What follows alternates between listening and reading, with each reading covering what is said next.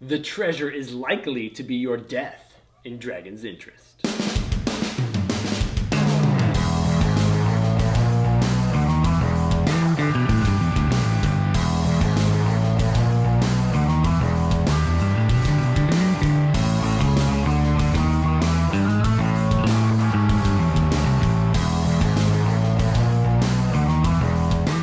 Hey guys, and welcome to Tantrum House Studio 3. I'm Will Meadows. And I'm Sara Meadows, and today we're looking at Dragon's Interest from designer Jesse Lee, and it's being published by Tasty Minstrel Games. The Dragon's Interest is a 3 to 5 player bidding and set collection game. It takes about 60 to 90 minutes to play. We are looking at a prototype copy of the game. It's coming to Kickstarter soon.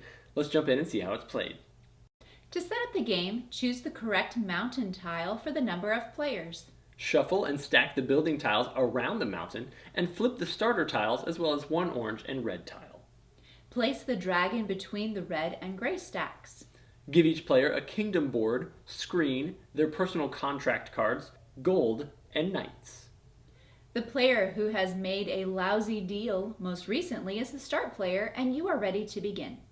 Each player selects one contract card, and when everybody is ready, they are all revealed, and the player with the highest number selects a building tile to add to their kingdom. They take the money shown on the tile and tuck the contract card under their board.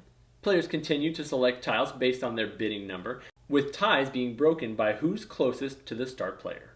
Then in turn order, players activate one building. For example, to activate the Green City Hall, the player will receive one knight for each City Hall tile they have.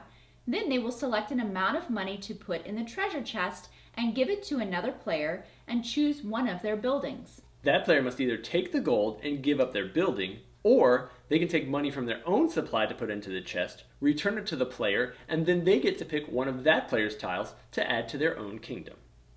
Turns continue, and once all have passed or played, the dragon's mountain is refreshed with new tiles, and then the dragon moves. Whichever color the dragon hops over, players must pay interest based on the contracts that they have for that type of building. The game ends when one player has completed 10 buildings, or when someone cannot pay their interest to the dragon. The dragon exacts his revenge and destroys their kingdom. Other players will receive points for their buildings, and then the player with the most points wins. So everyone's working to build up their kingdom. The wealthy dragon in his giant cave full of money is offering loans out to the players, and then players must pay back their interest every time the dragon moves in order to avoid the devastation. Yeah, I find this very ironic that Tasty Minstrel is the publisher for this game. Are there any minstrels in there? There are knights, so very close. In this one, you need to use your bidding power wisely and some negotiation skills to be able to gain buildings to your kingdom. And it really doesn't matter how many knights and how much gold you have at the end. It really comes down to your buildings. That's right. In the game, players will be bidding with identical hands of cards, their interest contracts that they'll owe back to the dragon. Those cards range from like 4 to 14. There's also a jester card in there, which is kind of interesting. If a player plays a 13 or a 14 and someone else plays the jester, it's considered higher and they win. Otherwise, the player who played the jester gets nothing. And so trying to bid as low as you possibly can, since you're paying interest on that later, but just high enough to be able to choose the tiles that will be a great addition to your kingdom is the key to the game. Yes, and you need to be careful how much those cards are worth when that dragon moves around the mountain. There are event cards that may come up, and so sometimes the calendar ones come up and the dragon will move several spaces around the mountain, and you will owe interest on all of those types of buildings all at once. So trying to calculate that out and making sure you don't spend too much of your money ahead of time so that you can pay back your loans. Because the game ends instantaneously when you can't pay back your interest and all the other players beat you, which is really nice for them, especially when you're way in the lead. As you're playing the game and you're building up your city, you're adding those tiles, and so when it comes to your turn and you decide to activate one of those, it's nice because you get to take that action based on the tile. So if I've got like 3 blue tiles in front of me, I'll get to collect maybe like 3 coins or 3 knights to add to my collection.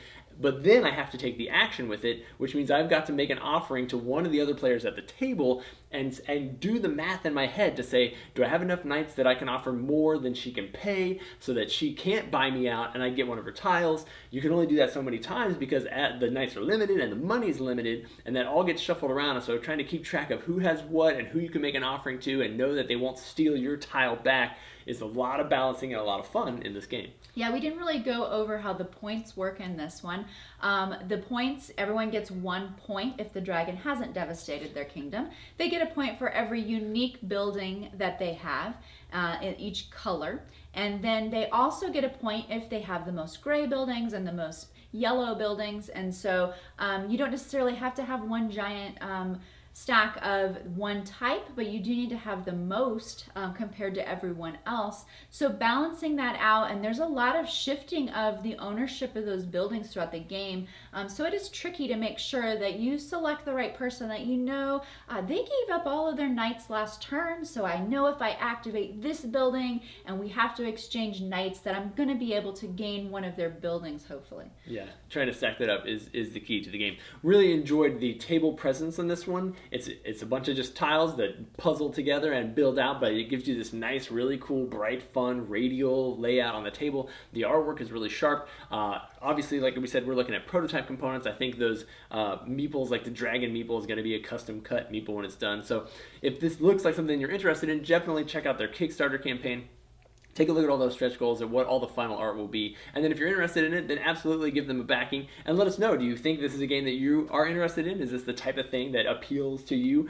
We had a good time with it. Think you will as well. Thanks so much for subscribing to our videos and watching all of our stuff from Tantrum House. We'll catch you guys next time.